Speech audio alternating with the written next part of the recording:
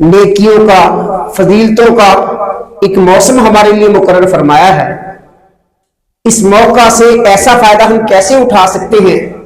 کہ محنت کم لگے، وقت کم لگانا پڑے، وسائل کم لگے، لیکن ان کا آؤٹ پٹ، ان کا فائدہ اور منفعت جو ہے وہ بہت زیادہ ہوتی چلی جائے۔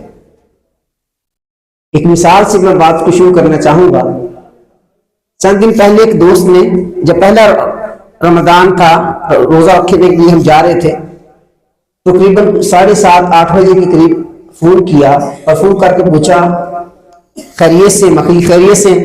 اچھا یہ بتائیں کہ اگر کوئی شخص اس کی نیت روزہ رکھنے کی ہو لیکن صبح اٹھ نہ پایا ہو،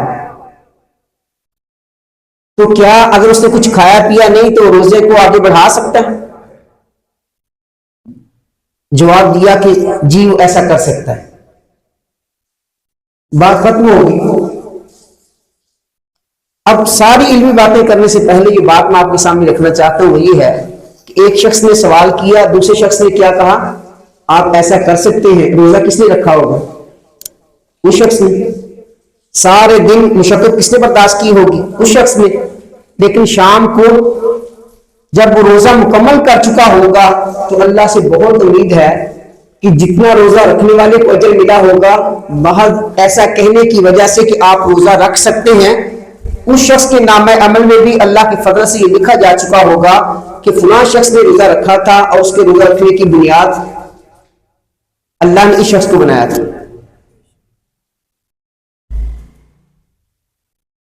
آپ کے خیال میں یہ فرق کس وجہ سے ہوا ہوگا؟ رب کائنات نے کس شخص کو علم عطا فرمایا، اس کو دین شریعت کی وہ سمجھ عطا فرمائی، وہ کرتا کیا ہے؟ خود اس علم سے فائدہ اٹھاتا ہے، دوسروں کے لیے بھی روشنی مہیا کرتا ہے۔ حدیث پاک کا مفہوم ہے، آقا علیہ السلام نے فرمایا کہ من غدا الی المسجد، جو شخص صبح اس لیے مسجد کی طرف جاتا ہے لیتعلم خیرا او یعلمہ الناس، کہ وہ خود جا کے کوئی اچھی بات، کوئی دین کی بات، قرآن کی بات، آقا کے فرمان کی بات، کوئی سیرت کی بات، کسی قسم کی کوئی اچھی بات کو خود سیکھے اور یعلمہ، یا لوگوں کو سکھائے، تو آقا علیہ السلام نے فرمایا رب کائنات اپنے فضل و کرم سے اس شخص کے نامہ اعمال میں مقبول حج کا ثواب لکھتے ہیں۔ اب حج کرنا تو بہت آسان ہے، یہ کو 12-14 لاکھ روپے لگتا ہے۔ لوگ ساری کی ساری زندگی محنت کرتے ہیں، پیسے اکٹھے کرتے ہیں، تمنا خواہشات کو دلوں میں لیے دنیا سے چل جاتے ہیں، لیکن وسائل نہیں ملتے، اور پھر وہاں جانے کے بعد بھی پتہ نہیں وہ اس میں کیا کمی رہ جائے گی، کیا کوتاہی ہوگی۔ تو آقا علیہ السلام کیا ارشاد فرما رہے کہ جو بندہ نماز پڑھنے کی نیت سے آپ آئیں، صرف ساتھ میں یہ نیت کا بھی اضافہ کر لیں کہ ہم مسجد میں اس لیے جا رہے ہیں تاکہ مسجد میں جانے کے بعد ہم خود کو اچھی بات سیکھیں گے یا کسی کو سکھائیں گے تو سیکھنے والا ہو یا سکھانے والا ہو۔ آقا علیہ السلام کے الفاظ یہ ہیں، آپ نے فرمایا ایسے شخص کے لیے مالک کائنات مقبول حج کا ثواب لکھتے ہیں۔ اگلی بات اور تھوڑا آگے بڑھاتے ہیں۔ سید کائنات علیہ السلام نے اپنے صحابہ سے پوچھا، میرے صحابہ ذرا یہ تو بتلائیں، عقیق اور اس طرح کی وادی مدینہ کے پاس سے مارکیٹ ہوتی، آپ میں سے کوئی شالمی جائے یا کسی گاڑیوں کے شو روم میں جائے اور وہاں پر جا کر اس کو پتا چلے کہ آپ جس برانڈ کی جو گاڑی چاہتے ہیں وہ لے کے چلے جائیں، ایسا کوئی بھی نہیں۔ فرمایا کہ آپ میں سے کوئی چاہتا ہے کہ مدینے کی مارکیٹوں میں جائے اور وہاں سے فربا اٹھنیاں وہ اس کو مفت میں مل جائے؟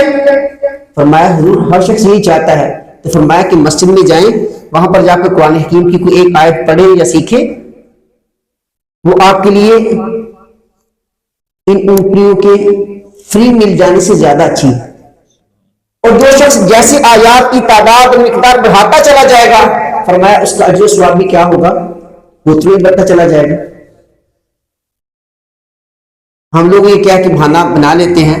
ہماری عمر زیادہ ہو گئی ہے، ہمارے اعصاب جو ہیں، اعضاء جو ہیں، ان میں ایسی تبدیلی پیدا ہو چکی ہے، قرآن پاک پڑھنا مشکل ہے، ہم مطالعہ نہیں کر سکے، کسی دور میں جو سیکھنے کی عمر تھی سیکھ نہیں سکے۔ آقا علیہ السلام کے صحابہ میں ایسی عمر کے افراد تھے جب آقا علیہ السلام اعلان نبوت کے مسلمان ہوئے جن کی عمریں 80 سال 100 سال بھی تھی، لیکن کسی نے یہ عذر پیش نہیں کیا کہ حضور اب میرے سیکھنے کی عمر گزر چکی ہے۔ یہ ضرور ہوا کہ کسی نے کم سیکھا، کسی نے زیادہ سیکھا، کسی نے چند آیات سیکھی، کسی نے کچھ چند صورتیں سیکھ لی، کسی نے کچھ احکامات سیکھے، کسی نے اس سے زیادہ احکامات سیکھ لیے، لیکن کسی نے کوئی ایسا عذر پیش نہیں کیا۔ اب اللہ کی نظر میں یہ علم کتنا اہم ہے، سورہ آل عمران میں اللہ ارشاد فرماتے ہیں کہ شہید اللہ اس بات کی گواہی دیتا ہے کہ انہ لا الہ الا ہو، اللہ کے ماں سوا کوئی سچا معبود نہیں، اللہ اس بات پہ شاہد ہے، گواہ ہے۔ اللہ اپنی گواہی کے ساتھ پتہ کس کی گواہی کو پیش کر رہے ہیں، وَأُولُو الْعِلْمِ قَائِمًا بِالْقِسْطِ، وہ علماء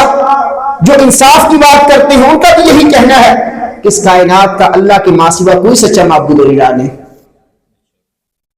اور ایک دوسرے مقام پر فرمایا کہ یرفع اللہ الذین آمنوا منکم والذین اوتوا العلم درجات، ان قریب اللہ سبحانہ وتعالی ایمان والوں کے اور علم والوں کے درجات کو کیا کریں گے، بلند کریں گے۔ تو بھائیو یہ عزتیں، یہ عظمتیں، یہ بلندیاں اب دنیا میں دیکھ لیں کہ علم والا اور بغیر علم والا دنیاوی اعتبار سے بھی برابر نہیں، نہ اپنے سوشل سٹیٹس کے اعتبار سے، نہ مقام و مرتبہ کے اعتبار سے، نہ وسائل کے اعتبار سے۔ عمومی طور پہ وہ افراد جو کچھ پڑھ لکھ لیتے ہیں چاہے دنیا کے علم میں کیوں نہ ہو، وہ ان لوگوں سے قدرے بہتر پوزیشن میں ہوتے ہیں جن کے پاس علم نہیں ہوتا۔ تو چونکہ رمضان ہے، رمضان کے بعد مدارس میں داخلے بھی کھلتے ہیں، خود آپ کی مسجد میں قرآن حکیم پڑھنے پڑھانے کا اہتمام موجود ہے، تو اللہ کی توفیق سے نیت کریں، ارادہ کریں کہ خود بھی وہاں پر نہیں مریں گے جہاں پر موجود ہیں، ہم اس سے کچھ زیادہ سیکھ کر، کوئی معلومات حاصل کر کے تھوڑا سا آگے بڑھ کر ہی دنیا سے رخصت ہوں گے، اور اپنی اولادوں کو بھی اپنے لیے صدقہ جاریہ کے طور پہ چھوڑ کے جائیں گے۔ سید کائنات علیہ السلام نے فرمایا، ابو ہریرہ حدیث کے راوی ہے، فرمایا کہ جب انسان فوت ہو جاتا ہے تو انسان کی وفات کے بعد ان کے نامہ اعمال میں نیکیوں کا اندراج وہ روک دیا جاتا ہے، مزید نیکیاں وہاں پر لکھی نہیں جاتی سوائے 3 کاموں کے۔ ہمارے 3 اعمال ایسے ہیں کہ اگر انسان ان میں سے کوئی عمل کر کے چلا جائے تو انسان قبر میں پہنچ چکا ہے، دنیا سے رخصت ہونے کے بعد اس کا شاید تذکرہ بھی لوگ چھوڑ چکے ہوں، لیکن اگر 3 کاموں میں سے کوئی کام کر کے گیا ہے تو فرمایا کہ رب کائنات اس کے نامہ اعمال میں نیکیوں کا اندراج کیا ہے، مسلسل کرواتے رہیں، تسلسل کے ساتھ نیکیاں لکھی جاتی رہیں۔ اس میں ایک چیز ہے علم ينتفع به، ایسا علم انسان نے علم سیکھا، لوگوں کو علم سکھلایا، خود سیکھا، لوگوں کو تعلیم ارشاد فرمائی، اب لوگ اس کے